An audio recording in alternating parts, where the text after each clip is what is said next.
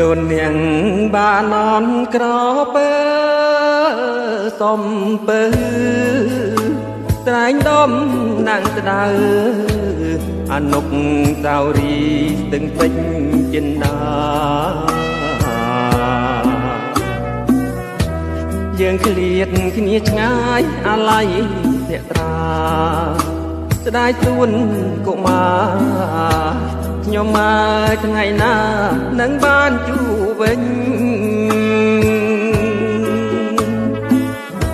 បៃលិនអូតងតាមដ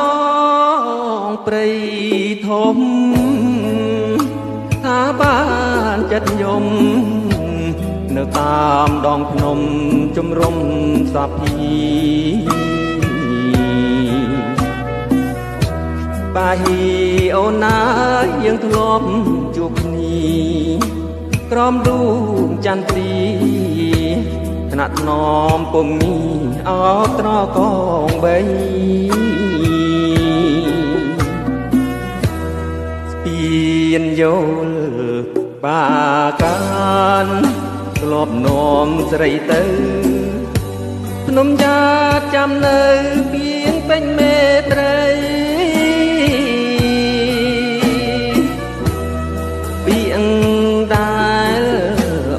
ស្បត់ថាស្មាក់ភាំងក្ដីឥឡូវវៃត្រីបំភ្លេចអស់ស្មាក់បងម្ដេចកើតនៅរូបគេឆើឆាយគេមានប្រាំងចាយស្ដាយវៃរូបបងក្រគ្មានអ្វីសោះក្របនក្រសាក់ក្រប្រាក់គ្មានឈ្មោះមិននឹកស្មានសោះស្នេហាដែលស្មោះប្រែជាអងសងខឹម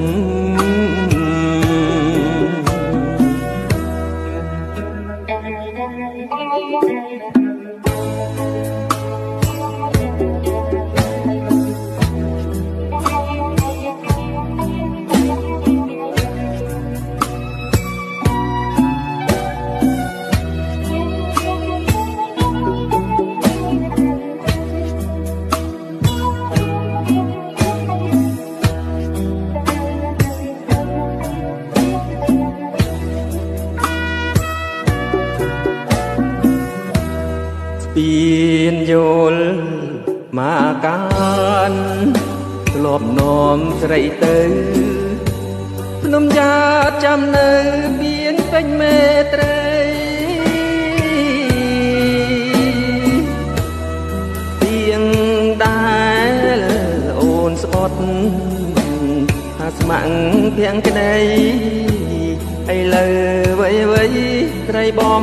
ភ្លេចអស់ស្មាក់បងម្ដេចកើតនៅរូបគេឆើឆាយគេមានប្រាំងចា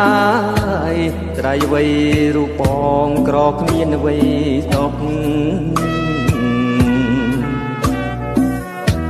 ក្របនក្រសាក់ក្រប្រាំងគ្មានឈ្មោះមិននឹកស្មានសោះស្នេហាដែលស្មងប្រែជាអងសងខឹម